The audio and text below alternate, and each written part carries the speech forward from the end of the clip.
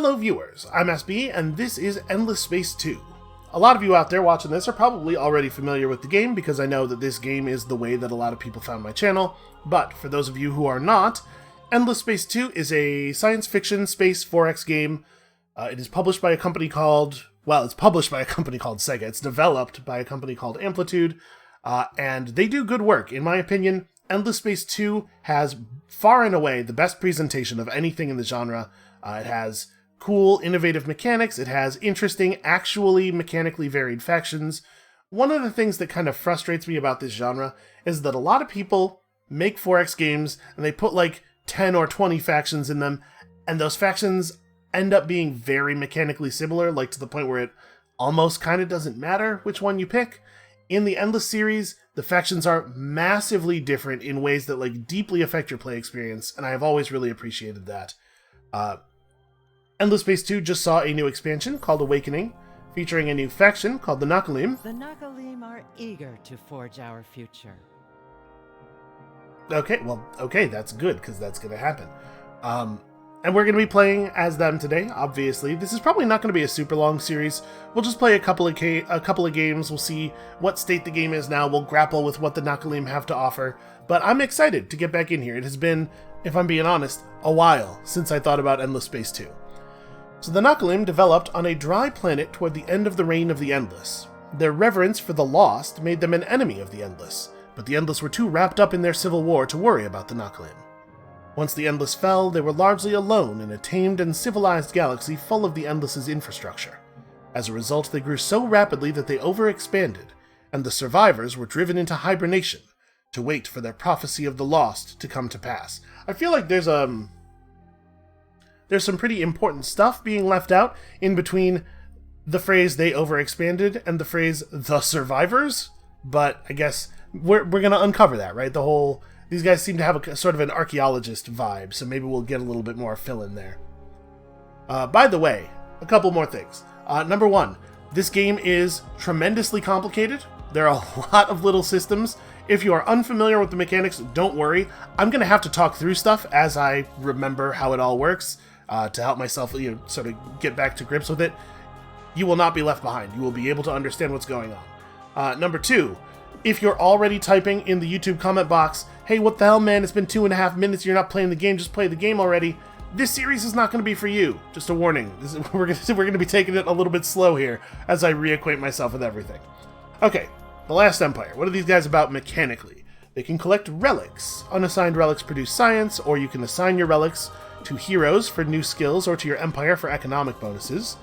We can create and interact with temples' planetary specialization. That's a little strangely worded, but we have a planetary specialization that is called temples. Temples allow seeding adjacent systems to the academy in exchange for relics and a permanent tithe. Oh, that's interesting. It seems like it would have to be a lot of relics and a lot of income for it to be worth losing a whole system. One thing that I do know they did in this expansion, and one of the things I'm most interested to see the effects of, is they took the Academy from a sort of an abstract force that has an effect on the plot and that is mentioned in quest text, to an actual faction in the galaxy. Like, they have territory and ships. We will have to interact with them the same way we interact with the other players. I'm very curious to see what comes of that. Systems converted to the Academy count as your systems for the purpose of the Conquest victory, which requires you to own a certain number of systems. So that's interesting. Also, plus yellow science, blue science on Empire. I have no idea what that means. That little symbol there means science, but I've never seen a yellow science symbol before. I guess we'll find out. Our base unit of population, the Nakalim, produces 2 food and then also 2 approval on planets that have a temple to the lost. Okay. So that's our new planetary specialization. It seems like a decent population type. Early food is always really strong. We will also start with a unit of Zermsala. I think this might be a new minor faction. I don't think I recognize that name. They give +2 industry on fertile planets and +1 dust. That seems fine. I mean, industry is a great resource, obviously. We begin with the first 2 tiers of technology unlocked. So we'll be able to research in the second tier right away, which is a thing that's also true for any government that starts scientific. As I'm not exactly sure how we'll best take advantage of that. We'll get in there, we'll get hands-on, we'll play with it. Planets do not generate science. All science improvements are 50% less effective, cannot obtain technology from other empires. Okay, that seems like a big problem. But we get science from our relics? Yeah, unassigned relics produce science. So presumably we're just supposed to be spending a lot of time finding relics, and that's going to be the core of our technology engine. And content citizens. The citizens of the Empire are easily content with their life, and their lack of space doesn't really bother them. So this is minus 25% unhappiness from, or disapproval rather, from overpopulation, which is a good thing, especially on a faction that starts with plus food. Our starting planet is called Sobra, and we have a religious republic as a government. Okay, let's get in here and feel out how this works. So we're going to be playing on these settings. I have the game difficulty set on the highest. Since I'm sort of relearning the game as we're playing it, maybe this is going to get us killed. I have no idea. But hey, listen, I'm down to lose once or twice while we're learning the mechanics. I think that's a fine way to do things. So it looks like we have pets that are either bats or hyenas, or they're hyena bats. Which, I mean, I'm all for that. We also have arms, normal person arms, and then also magic robot arms that sort of float around. It looks like maybe this is like an indication of an electromagnetic field. That's pretty cool. It also kind of looks like we're mummified. I'm going to be honest with you, I didn't do a ton of research on this because I figured, we'd get in here pretty much blind and learn by doing. So I don't really know what's up with these guys. We're about to watch a cinematic here in a second that'll hopefully answer some of these questions. Hey game, that was your cue. Cue the cinematic. Hey look, that worked. Look out and see the glory and power of the Nakalim Empire.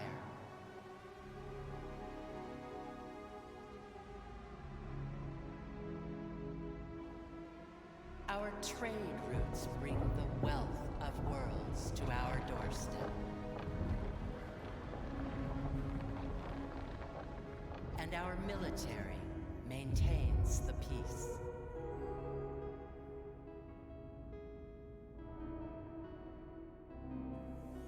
Now, the messengers of our gods awaken my people from their sleep, calling upon our strength.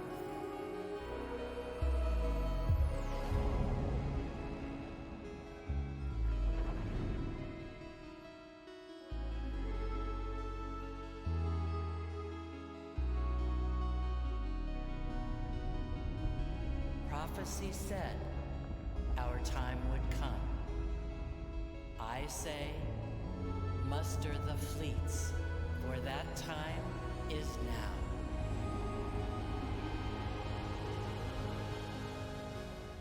Their ship designs are really neat. Okay, we have detected relics. The galaxy that you once ruled was rich with relics of knowledge from your ancient sites. Zermasala advisors have whispered that they sense new relics out there somewhere. So the Zermasala have been like maintaining things while we were gone, watching over our tombs. But now we're back and we're ready to do stuff. We're ready to do whatever it is we do. So, the royal family of the Nakalim, your family, have ruled this empire since its inception. Man, I appreciate that this guy wants to read the text for us, but he does it so slowly. They flourished under the benevolent guidance of the one they called Sobra, who formed a loose Dyson structure around their planet. The murder of their god, by the Endless, however, followed by scarcity and decline, drove them into a period of hibernation. Awakened now, as their prophecies foretold, they are ready to reach out into the galaxy, rediscover their ancient temples and relics, and retake all that was once theirs. All that will be yours. Right, he pauses a lot. I mean, Kettle call him the pot black, I guess. This is a slightly different story than the one we were told by the first screen. Because my impression was that they expanded and fell into decline after the Endless disappeared following the Endless Civil War, but this says different. You know what? Actually, it would be kind of interesting if we hear several different versions of their backstory over the course of this thing, and we're never sure which one is right. That would have a good like archaeological, anthropological feel to it. Okay, so we have here a system and some ships. Let's just start with the basics, shall we? Systems are made up of planets. Planets have slots on them for population, and we have started with 2 units of Nakalim population and 1 unit of Zirmisala. Each planet has a base yield. Our home planet has a yield of 11 industry, 1 food, and 8 dust, which is like money. Every point of population on the planet produces the planet's base yield plus the population's personal yield, which is this 2 food and 2 approval if the planet has a temple. I just say I'm pretty happy with our starting planet here. Like a ton of industry early on is really nice. I wish we had more food than this, but we can fix that. Because we have actually a lot of buildings unlocked. Oh, you know what might be happening here? I may have misunderstood one of our traits. Yeah, I thought that what it was telling us was that the second tier of each part of the tech tree was already unlocked so we could start researching there. What it was actually saying was that we start with all of the techs in the first 2 parts of each quadrant already researched. Except, of course, for the behemoth techs, because these... You'll see why. These become a thing later. That's actually really powerful. We have 55 science per turn, 50 of it coming from our relics, and 5 from our science production. Okay, so we have a relic indicator over here. Right now we have 1 relic. It is producing like 90% of our total science output, so we should probably not assign it to anything. We can assign them to systems and... Alright, we'll figure this out. Well, I think I'd like to start with a drone networks. This is the way I traditionally do things. If you've ever played a 4X game before, you know, food and industry are tremendously important in the early game, and this is a nice cheap structure that gives you both. We'll just grow our population. You can see you start to experience disapproval from overpopulation when you start filling the slots under the bar here, so we're going to want to get a second planet pretty quickly. We'll think about that after we get our drone networks. Each planet has a climate. This planet is hot and sterile. Jane 2 is cold. Actually, it's a pretty cold system aside from Sobra, which is kind of a shame for us, because the thing about cold planets is they give, if we turn on the yield indicators, they give a lot of science, which we can't access, right? This is kind of a bad system. We're going to have to try to move elsewhere. Each system also can potentially have curiosities to be investigated, and we'll do that in a moment. And also anomalies. So this planet has propitious seasons, which for some reason the tooltip is not telling us what it does. I believe this provides bonus food. People told me in the post I made on the channel yesterday that there are some bugs in the expansion that haven't been worked out yet. We're just going to try to play through them. If we run into a serious stopping block, maybe we'll pause the series until a bug fix patch comes out. But for now, we'll do our best. All right, so we have a number of curiosities. You can explore curiosities from the system menu by spending system production on them. But we got to start the game with a scout ship. 2 scout ships, actually. And scout ships have probes for exactly this kind of thing. So we're going to do some expeditions here. But before we do that, we're going to grab our starting hero and assign this hero to one of the fleets. So let's have a look at this hero. Each hero has a skill tree. They'll level up over time and gain skill points. They also have a personal ship. And the hero has joined this fleet, so this fleet is now these 2 ships. Our aspirant, our scout ship... Here, hold on, we can look at the design for this. They really are cool looking. So there's a real neat vibe to this. Ships are made up of sort of a base stat profile that is then enhanced by their modules. This ship has a simple engine, the ability to deliver probes, and also some guns, you know, because space is a dangerous place. The slots are typed. You see there are weapon slots and defense slots and utility slots. Unfortunately, we only have 2 utility slots, so we can't install any more, like, engines or probes to increase our scouting ability. The ship does, however, have a base movement speed of 7, while our hero's ship has a base movement speed of 5, so he's slowing this fleet down. We could probably fix that. Yeah, we have some slots here. Let's just jam another engine and then some probing capability into this ship. Going to cost us 90 of our 100 dust to apply this design, but I think it's okay. So we'll retrofit. That scout fleet is now moving nice and fast again. There are no probes in the hero's ship right now. The probe module takes time to build them up. But between our 2 probe ships, we have 4 probes, so let's just go ahead and use them to explore all of these curiosities. Alright, what have we discovered? Jane 2 has Transvine. Transvine is a system development resource. We'll talk about it in a little bit more detail when we talk about system developments. We also have some Eden Incense. Both of those are pretty good. Some dust-siduous trees. You're going to hear us talk about dust a lot. For right now, just think of it as magical money. We'll talk about what it really is later, I'm sure. Okay, so dust-siduous trees are pretty alright. And also we discovered a Hyperion Deposit. Hyperion is a strategic resource. We'll use it to build like ships and weapons. It's a good thing to find, so colonizing Jane 3 has some priority so that we can get to our Hyperion. And as you can see, probing costs time, so it spent all of our movement for the turn, unfortunately. What is this button?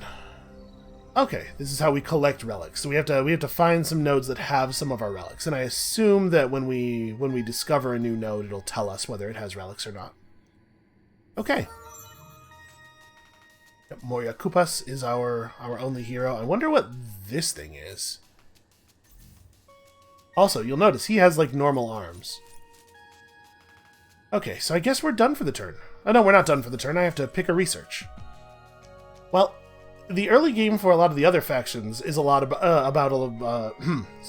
about starting with buildings, right? You start getting these early buildings that give a lot of important industry and food. Since we have all those researches already, I'm not really sure where to go next. We could go for some large warship-type vessels, try to exert some military dominance over our surroundings. These are going to be pretty expensive technologies, though, relative to the amount of science we're outputting. Yeah, like 80 turn research. I'm really not sure what to do here. Science is maybe a good way to go. Science is always a good way to go. So let's see. Evaporation inhibitors give us access to some kinds of terraforming. We can maybe transform those science planets into something that's a little bit more useful to us. And they'll make us better at finding and dealing with curiosities. Autonomous materials. Oh, you know what? Autonomous materials will give us access to wormholes. That might be a good piece of information to work out. 80 turns. I'm assuming, it won't stay that way. We'll find some more relics. We'll get some more science. We'll work it out. There's an awful lot of galaxy out there. Actually, we should zoom out here. Okay, so we've got sort of a Manju-shaped galaxy. I think that's the right name for that. Alright, let's have our hero go one way, our hero fleet go one way, and our other fleet go a different way. And I don't know, we'll just pick pretty arbitrarily here. We have 3 legs to explore. Let's explore 2 of them. So at the beginning of the game, we can only travel via these star lanes, sort of paths of low gravitational resistance. We will eventually gain the ability to just fly around wherever we want, and also to discover and use wormholes, in 79 turns or so. Oh, we didn't look at our government yet. I should do that. Not that we'll be able to interact with it much here at the beginning of the game. Well, let's have our ships continue moving. Okay, we discovered a system, and over here we've discovered that it's just going to be a long way forward. So this system has an anomaly. We should definitely check it out. A subterranean anomaly, which indicates that it might... Oh, never mind, it was nothing. But exploring anomalies is worth experience to your hero. So we will probably snap our hero back to serve as a governor of our system in a couple of turns, but for right now, flying around and exploring is a great way to get early early experience. So our hero started with skills that give him plus 10% shield penetration to the whole fleet that he flies, and then also 10 science per anomaly on colonized planets. And I'm assuming that this is going to get halved by our science penalty, so we probably don't want to push him any further in a science direction, which is what this skill would do. I would honestly, this is the skill I would take on a lot of heroes, but since we have a sort of a broad disdain for science, what else do we have access to? Plus vision range on fleets. Ooh, plus approval and food on a system. Now, this is going to be a pretty small amount of food in the early game on account of, you know, a percentage bonus to a small value is a smaller value. But approval is valuable. We might take prophetic power. So each hero's skill tree is made up of 3 parts. This green part at the top is exactly the same for everybody. This down here is determined by the hero's faction, and then this is determined by the hero's class. Our hero is a seeker. So, science and shooting, basically, are his 2 things. I think we're going to take prophetic power. I like optimal operations expert, but it's a lot better once you have more population. Yeah, I'm going to take prophetic power for the approval bonus for right now. And our hero will be able to be reassigned in 6 turns, which is probably when we will make him governor of the system. We are out of movement. We do have a probe left, though. So I'm going to use one of our probes in the second way that you can use them, which is just to fire them off into space and see if they see anything. So we'll shoot a probe down this way, and then we'll have the hero fleet actually fly up that way. Probably this star lane and this star lane lead to the same place. That's a pretty reasonable guess. Okay, and then... Right, we have this government. Should probably have looked at this on the first turn. So we have a basic population types. Each population type has a resource that they really like. If you feed them some of that resource, 1 point of resource per point of population of that type that you have, you double their output. And I think actually we definitely should do this. 2 points of a luxury resource is a very, very small cost, and doubling the food output from this population is going to have an effect. It's going to have one of those positive feedback loop type effects. As we grow our population, as you get more and more of each population type, they start to provide additional bonuses like more dust and an increased resource tithe from the academy. So we're going to have to manage our population carefully. Also, since we boosted them, they have a greater chance to give birth, which is a whole other complicated system. There's all this political event reaction stuff. We're just not going to talk about it for right now. So we have some law slots in our government. We could run... we have the Righteous Fury Law because our government is religious. So +1 influence per population point, and we can attack and invade in enemy territory without declaring formal war on people, which is sometimes very useful. And then we have a couple of other law slots in our government, so we could run some of these. The Super Tax Act will give us a lot more money at the cost of happiness, not really where we want to be right now. This will give us a lot more happiness at the cost of industry, which is tricky. I mean, happiness is great. We'll talk about what it does in a second, but losing industry in the early game always feels really bad.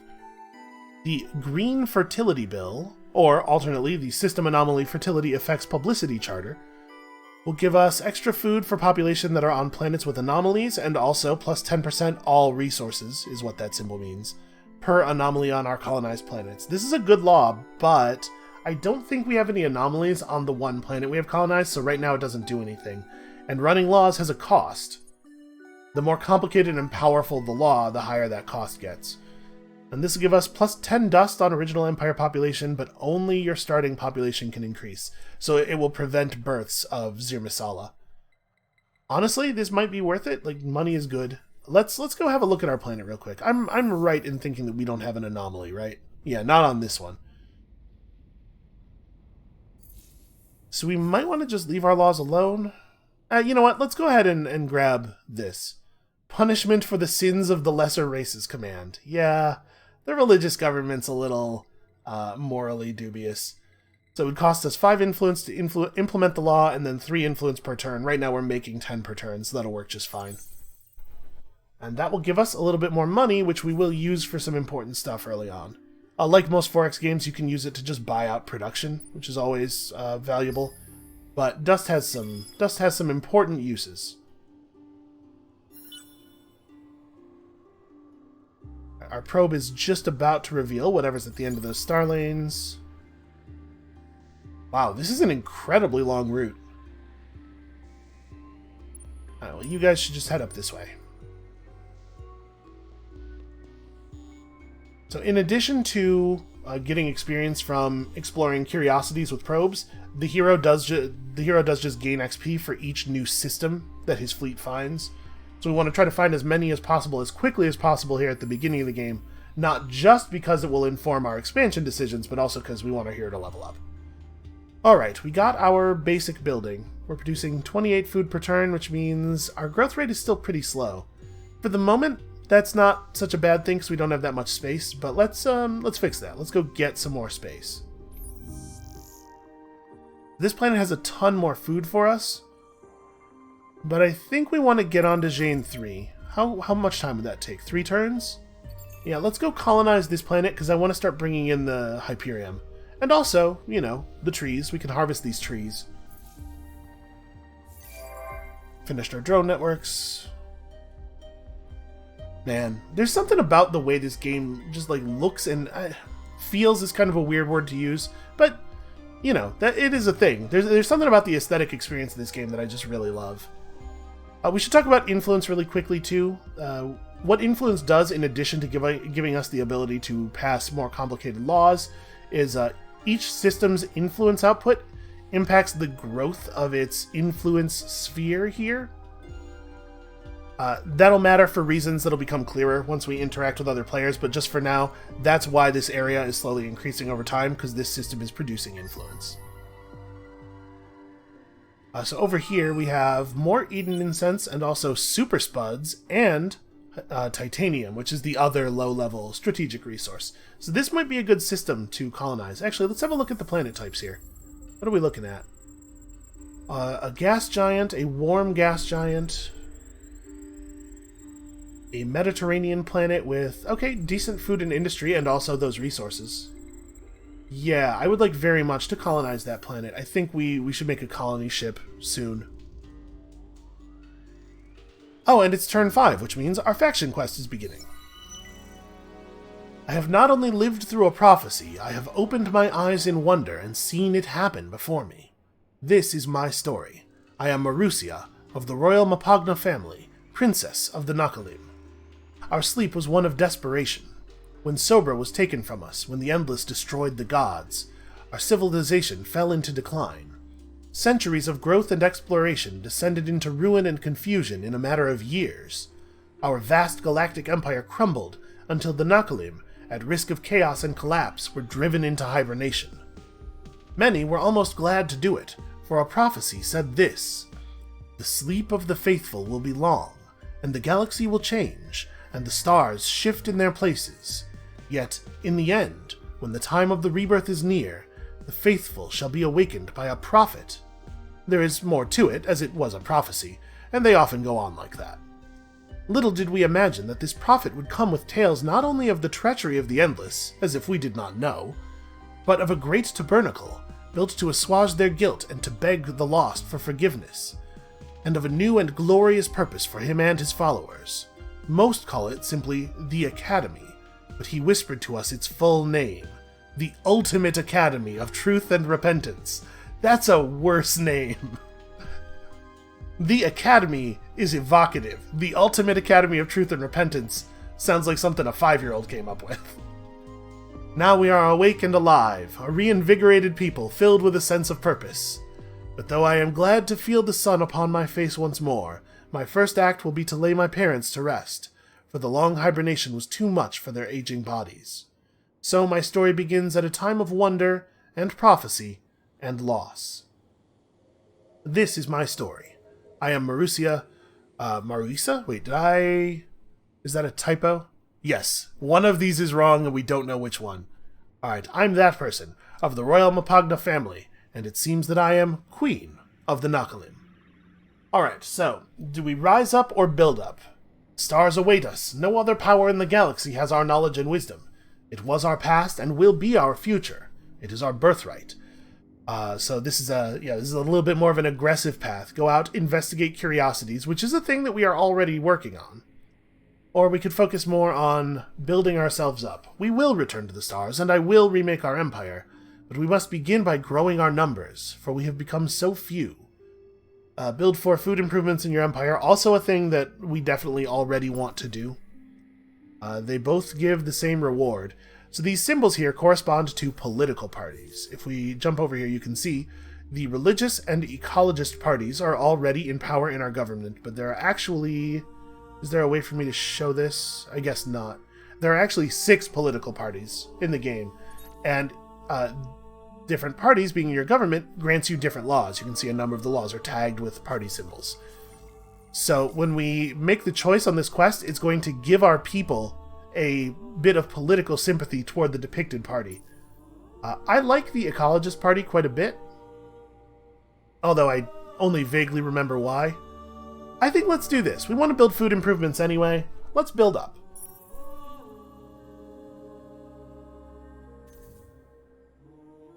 And we'll be given a choice like that at a bunch of different opportunities during the quest. Why does this look like this? So we've discovered a collapsing star, but it has like some green stuff coming out of it. We also discovered a neutron star on the other side. So these are special nodes. They can't be colonized, of course, because there are no planets to stand on. But if we were to get one of these nodes within the influence zone of one of our planets, we would get all of the bonus effects from it. So why does this thing have green on it? Oh, there's a relic. This has a relic. Okay, how does this work? Takes 4 turns. The fleet won't be able to move, but we get the... I mean, we should do this, right? This will almost double our science output. Let's fire a probe down here and see if we discover anything interesting in the meanwhile. And, I mean, we can just shoot probes out in other directions, too. Let's just expend all of our probes, because if we're going to be sitting here for this long, we're going to have time to... our ships are going to rebuild their probe supplies. You can see the probes will come back in a couple of turns. Okay, we're gathering a relic. It's nice to find one so quickly. Oh, so this system also has relics. Okay, that's interesting. And now that you've arrived here, I guess we'll send a probe down one of these star lanes and we'll just head down the other one. Oh, or maybe we'll head down this one. We've discovered a colonized system. The Illo are reasoning machines who are faith-based for a simple reason. As the argument that life evolved on its own is mathematically improbable, the logical conclusion is that a divine will exists. Well, that's certainly a way you could look at that. In addition, observation tells us that this divine will created the galaxy as a set of limited resources.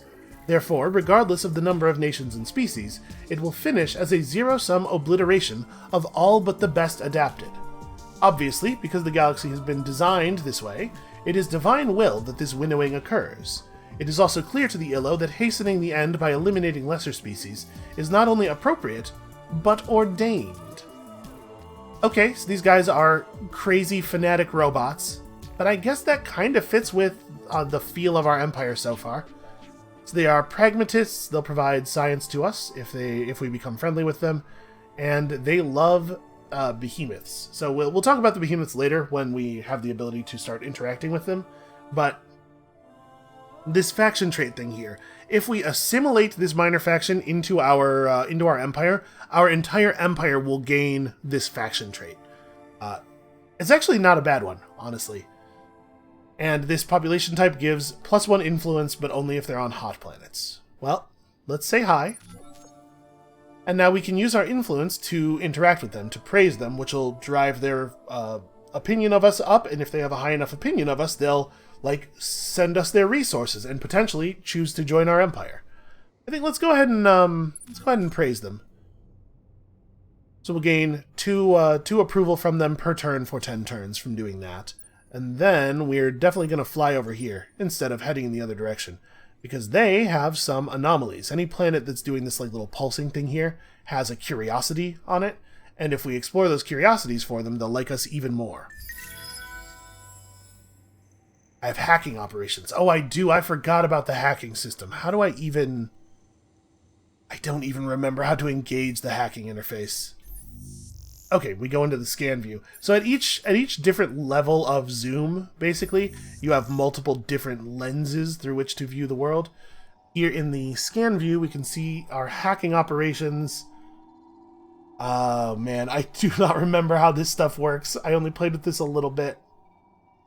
It feels to me like... okay, so enter hacking mode. This allows you to draw the path of your next op, then launch it. Okay. So if we run a hack from here to here,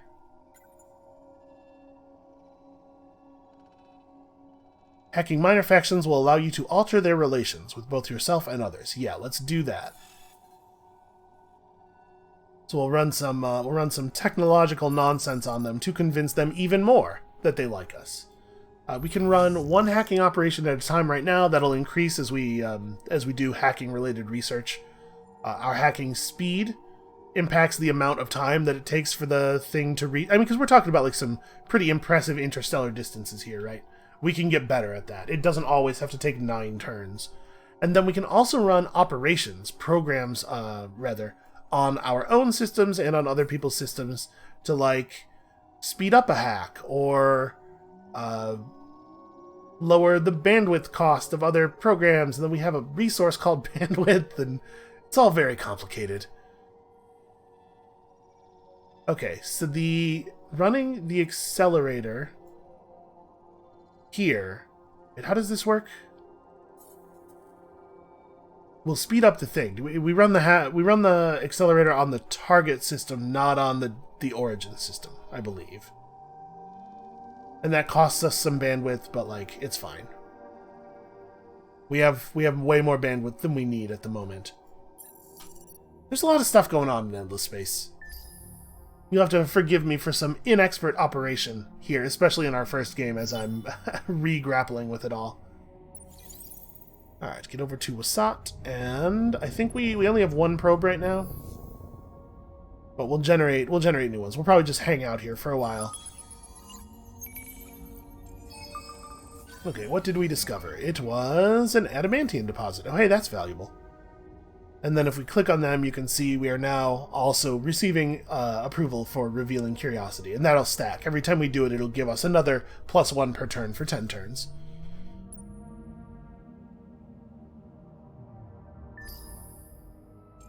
Alright, so we've colonized Jane 3. We are now bringing in Hyperion every turn. You can see up here in our resource display, any resource that has an underline like this is being currently mined. And one of our units of population has to go over to Jane 3 to operate that. They don't have to. We can place population on Jane 3. Every population point on Jane 3 is producing fewer total points of resources, because remember, we're only getting these ones. But early food is definitely valuable. I might want to pull some more people over here. Let's see. You guys prefer to be on a fertile planet. That's unfortunate. We chose to make our hibernation tombs in a completely sterile system. And then basically I'm debating how many people we want to move over here for the additional food. Right now we're seeing a birth in 6 turns, but we could get that number down quite a bit. Yeah, down to 4, and this also makes us happy. Wait, why does that make me happy? Oh, this planet type has -3 approval per citizen on it. Whereas this one has -1 approval, but then also the deciduous trees give a point of approval, because they make everybody really happy when you breathe the pollen, and I just don't think too hard about that.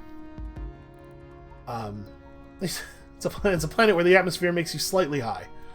We should probably specialize these planets, so a colonial exchange would give us a little bit of extra dust, a spin project would give us a little bit of extra influence, exoscience stations would give us science. They give you a system level science bonus, so we would get half of this. But it doesn't feel like a good use of the slot, right? Like 2.5 points of science. So maybe we could also set up a temple to the lost. But this means the planet has no output at all, which let's not do that. Let's not do any of that in our home system, probably. Do we need 3 dust per turn more than we need 3 influence per turn? Honestly, no, probably not. This is probably the right thing to do. Although, that's an awful lot of build time for a pretty small bonus. We should probably build food stuff first, right? So +5 food per colonized planet, and then an additional 5 food for each of those planets that is cold or hot. This is a pretty great building in our current situation. Maybe we should make Xeno-industrial infrastructure first? So this will be 20 more industry, because we have 2 colonized planets in the region, which is a pretty significant percentage increase. This would give us +1 industry per citizen, and then another 3 industry per citizen on planets with strategic deposits. This is a better bonus for us right now. let's get a little bit more industry going. Do I want to move people back over in order to get the industrial infrastructure built first so that we can then build the food stuff faster? Or do we want to focus on population first? Let's keep the people on the food planet, but building the infrastructure building. And obviously each new point of population we build will be helpful. Oh hey, you have another probe. Let's probe a thing.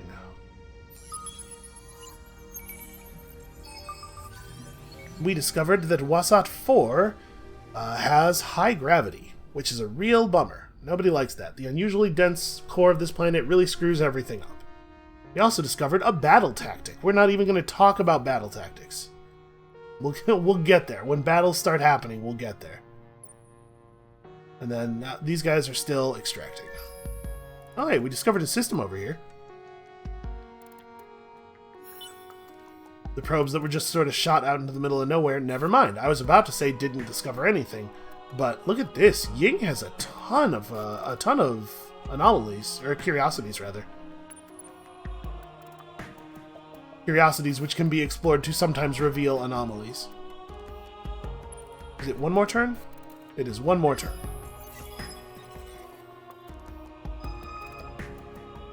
Okay, so we got ourselves a second relic that should cut down on our research time pretty significantly.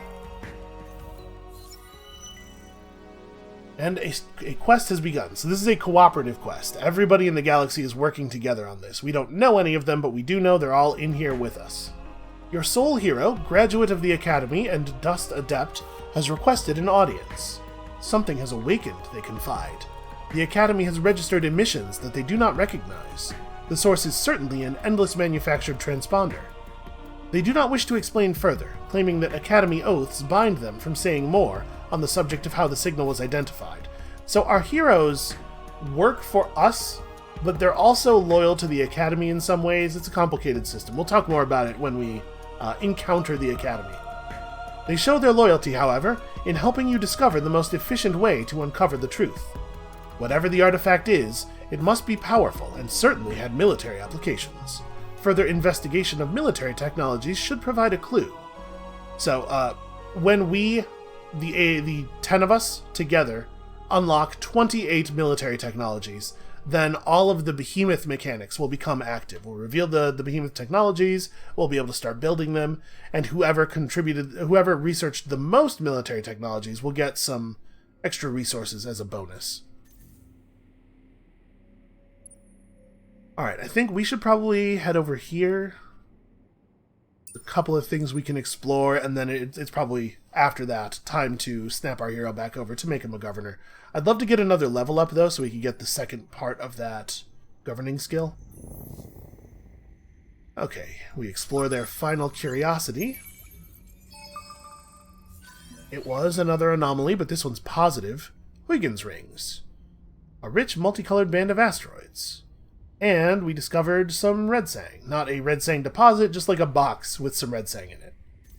Okay, probably what that will mostly do is contribute to trade. Yeah, neither of our population types want red sang, so that's fine. Let's get you guys moving again. Let's check out what's down this way. It can't be far, and we can see where the star lanes unite. Okay, my hacking operation has reached here, so it has almost hit the target. So over here we can see the edge of an influence zone. The fact that it's white tells us that this is another minor faction, not another player. So let's check that out. And once we get our basic food and industry buildings established here, we should definitely build a colony ship bound for Gyazar. I'd be a little bit more in a hurry to get that done if it looked like there were other players nearby, but since it seems like we're pretty isolated, I think we can take our time and build up. Now let's check these out. Now we discovered a ship, a unit of Zvali population. So we're going to send them home to our system, and they'll join us. Zvali are nice. They're good to have around. And we discovered another battle tactic. And also an event. Your crew follows a mysterious electromagnetic ping all the way to its source, a half-buried control center in the overgrown ruins of one of the system's planets. A quick raid of the surprisingly modern computer system reveals a detailed map of the constellation, including a few systems in unexpected places. So we've revealed all of the isolated nodes near our constellation. Okay. It looks like... Okay, that revealed the Mayal system and also this thing. Although we had already seen this thing because we had a probe hit it. So this is our constellation. It's the group of star lanes and things connected to them. Ownership of a constellation gives you a significant bonus to all of your systems in that constellation. So like it might be a good idea for us to get out to 3 systems real quick here, since it apparently has a pretty big industry bonus associated with it. I forgot to check that at the beginning of the game. We have another bunch of curiosities to explore here, but since we don't currently have any probes, I'm just going to keep moving. We'll come back and check all this stuff out.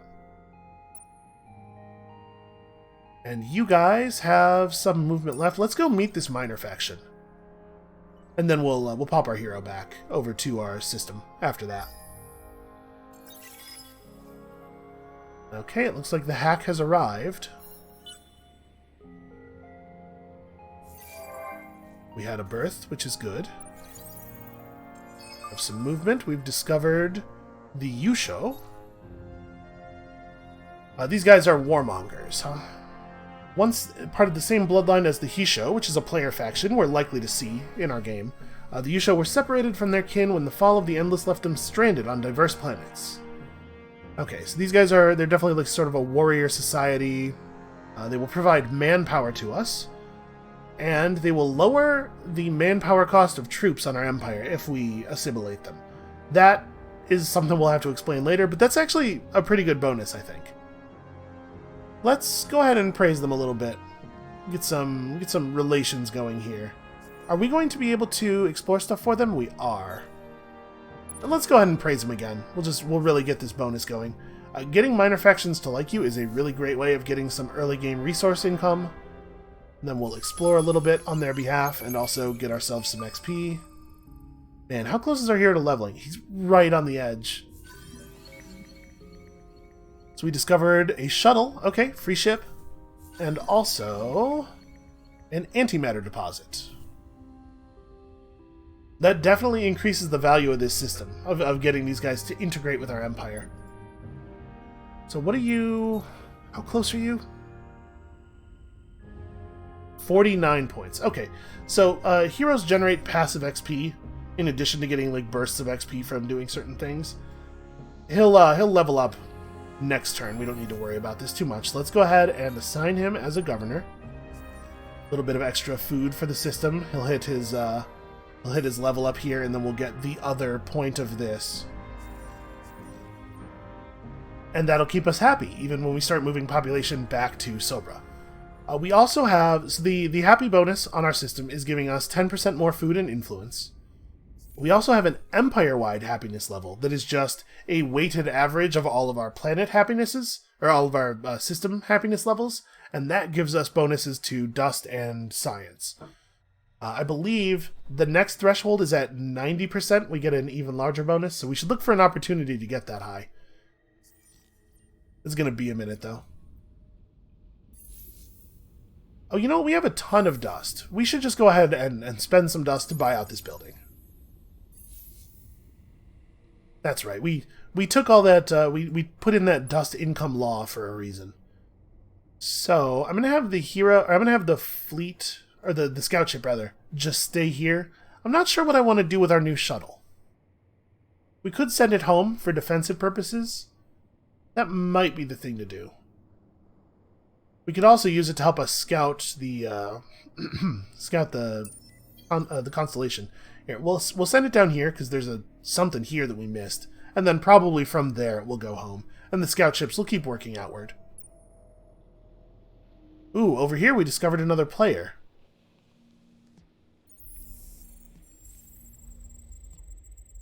So a colonized gas giant, and I misspoke slightly. It looks like this is not a player. This is the Academy. Alright, well that's interesting. Yeah, you can see there it says Isyander Academy. Isyander is the guy who runs the academy. So we're going to have to interact with them. I'm probably upsetting them right now by being here. These triangles indicate that I am blockading the system. I'm just going to fire a probe down this star lane and then leave. We'll back off and explore in a direction that is maybe a little bit more open. But I'm interested to see what our diplomatic options with the academy are going to be.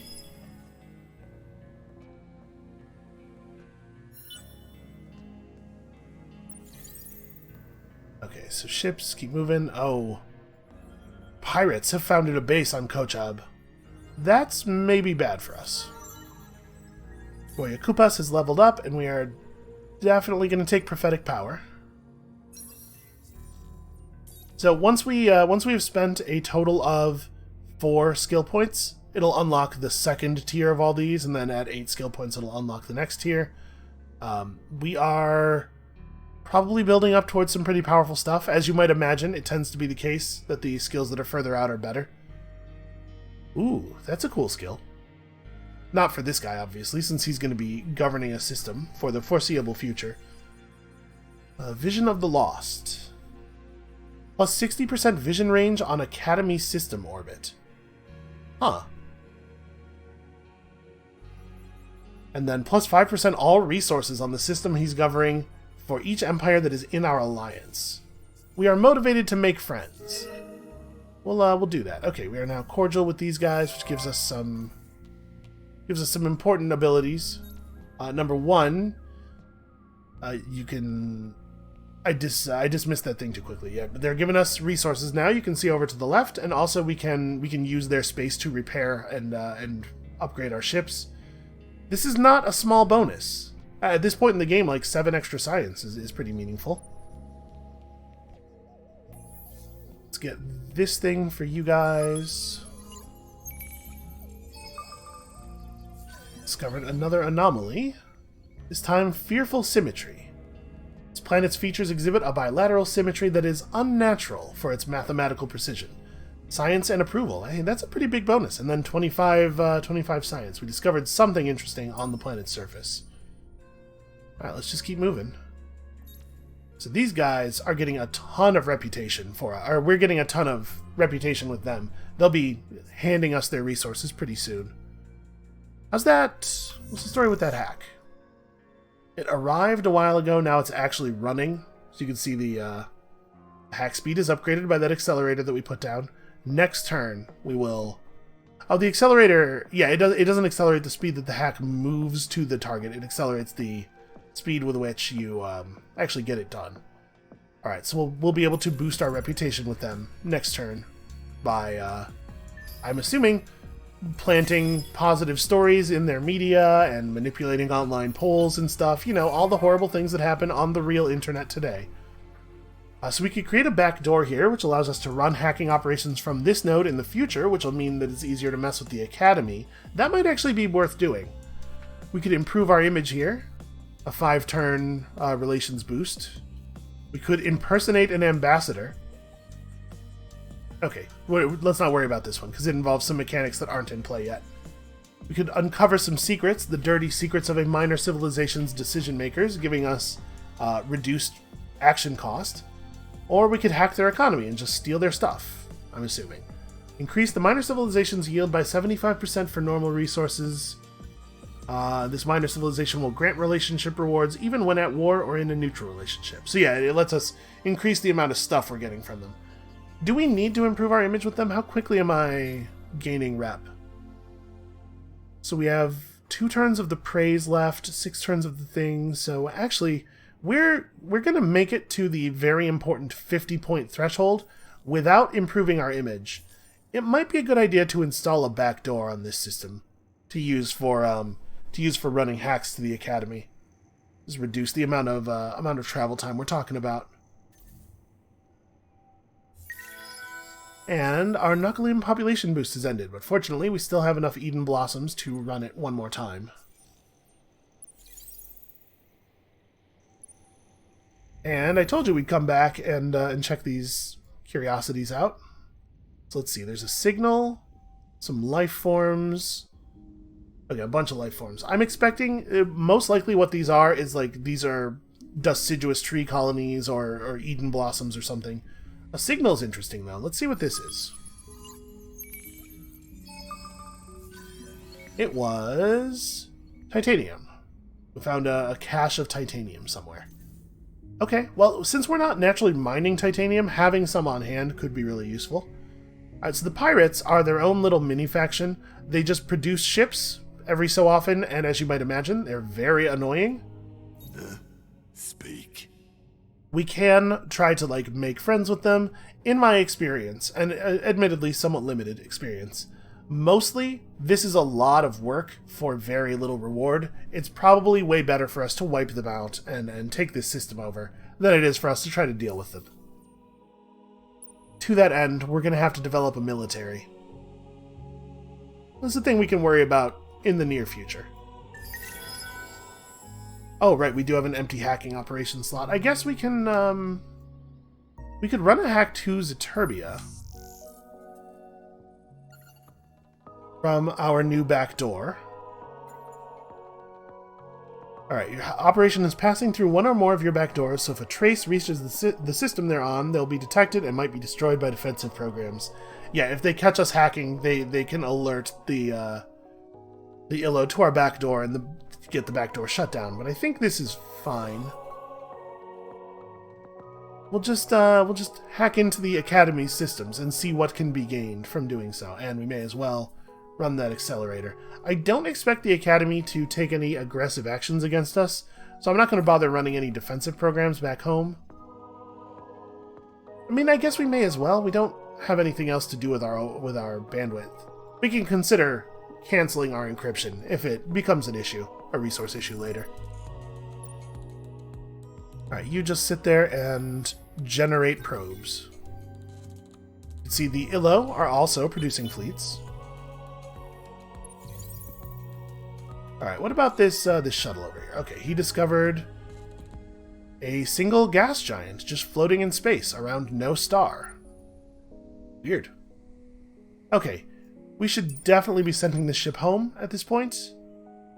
And this is that unit of population we found. They haven't quite reached Jane yet. You know, maybe I should be running my scouts... Ooh, hey, another player. The system the system label doesn't tell us which player this is yet because they haven't actually colonized the planet. They have an outpost on it that they're working toward building into a colony. Can we zoom into the system level? We cannot. So we have no idea who that player is. We'll find out when they complete their outpost.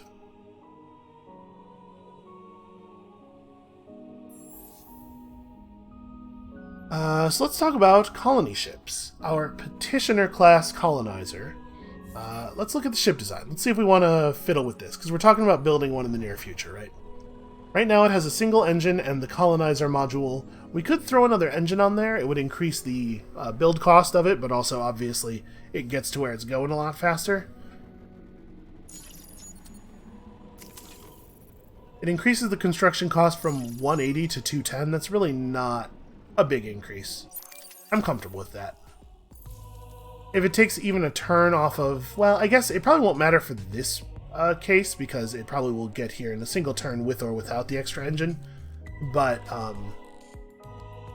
in the future, I'm sure we'll want them to be moving fast. And I'm just going to leave it like that for now, because I'm afraid that if I undo that design, I'll forget to reattach the big engine before it's time to travel to further planets. Well, pirates and minor civilizations now have access to hacking operations. Then I guess it's a good thing we're running encryption. You show our cordial with us. In the name of the Hishu nation and Donatsi the sun god, I greet you. This is probably bad. As you might have guessed from the fact that he's holding a big glowing sword and everything, the Hisho are a little bit on the warlike side.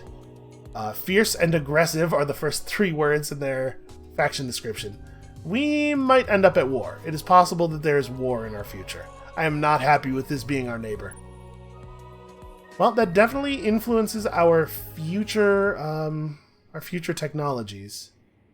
I'm not going to bother exploring, or I'm not going to bother spending probes over here. What we will do is throw a probe down this line. We could try to blockade their outpost here, because they're trying to settle on a snow planet. Right now, they're starving, because we're blockading them. We could just sit here and try to starve the outpost out. But my guess is, if we do that, even if we do successfully kill this outpost, they're just going to show up with another colonizer ship and also some guns, and they're going to kill our scout. Let's not make enemies right this second. Let's just get out of here. We're going to want to be in a real hurry to get the Yusho on our side, though, so that they don't get absorbed into the Hisho Empire instead.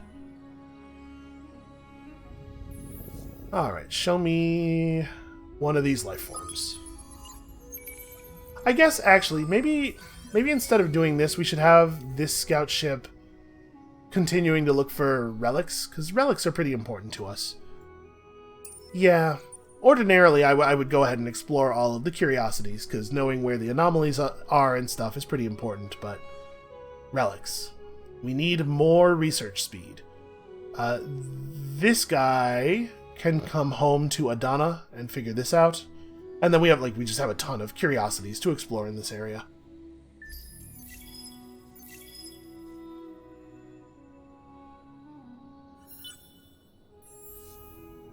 Alright, let's get our colonizer built. 938 to buy out. We're gonna buy off as much of this construction as possible. We have a political survey, so it looks like our people are leaning pretty scientific at the moment, actually. So every population unit has a default political opinion. Oh, actually, I guess this is a good way to talk about the 6 parties. So we have a default political opinion, religious for the Nakalim and for the Zermisala, which makes sense given what we know about them.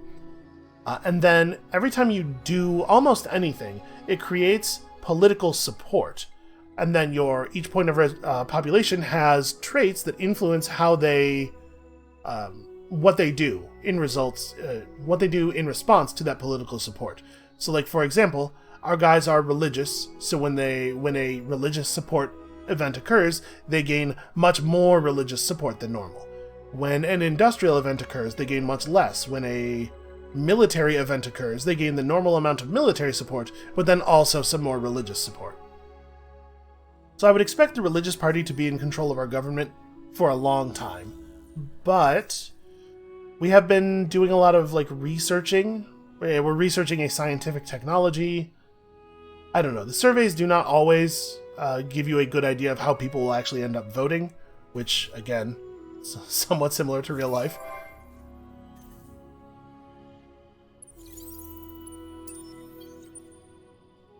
Okay. We're headed down that way. I think things are going semi-smoothly. Still, really not happy about our neighbor, but what are you gonna do? And we have a quest. There are heroes, and there are heroes. Legends of prowess, familiar to all, yet witnessed by none. The heroes of these tall tales are a dime a dozen. But in the leaders you have met and in the murmurs of your crews and colleagues, there are stories of other heroes, living heroes, whose actions and efforts have changed the course of battles and bureaucracies, whose actions and decisions have been pivotal in the rise and fall of empires. And when one speaks of these heroes, masters of dust and its vast powers, one also speaks of the place where they studied, where they learned these feats of strength and genius. It is simply referred to as the Academy. Some seem to present it as a center of higher learning, while others mention it in tones more suitable to worship and epiphany. It would be good to know the truth of all this. It would be good if your ship were the first to make formal contact with it, and meet its leader, shrouded in mystery. So, this is another cooperative quest. When we, as a group, have explored 5 atmospheric curiosities, some information about the Academy's position will become known. We already have kind of a good idea where it is, actually, an unusually good idea for this early in the game. Let's go ahead and move a bunch of population back to the other planet. Just temporarily here. I want to get this colonizer built quickly. Let's see. You guys just want to be in a place that is happy, which you totally are. That doesn't matter too much. Ooh, right. If we move somebody back over there, we do get some unhappiness. That's, does it change anything? Right now it's going to take 2 turns to build the ship. Okay, no, it's not even worth doing. So 2 turns to build the ship. If we move some people back off, yeah, okay. Just enough people working on Sobra in the factories to get the petitioner done in 2 turns. And we've discovered some more stuff, but none of it is relics. Let's just keep moving for the moment.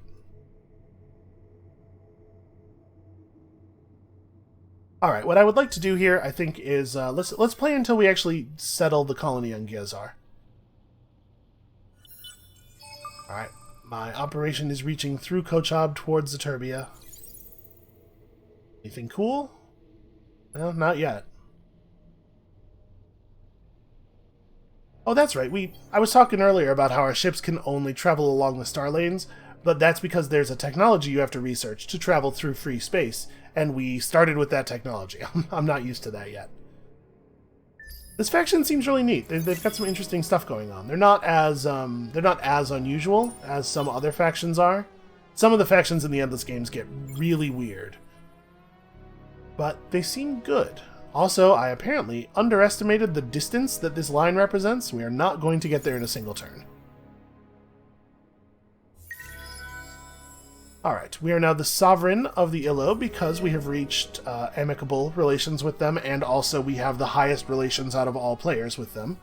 And that's important. It gives us access to some options.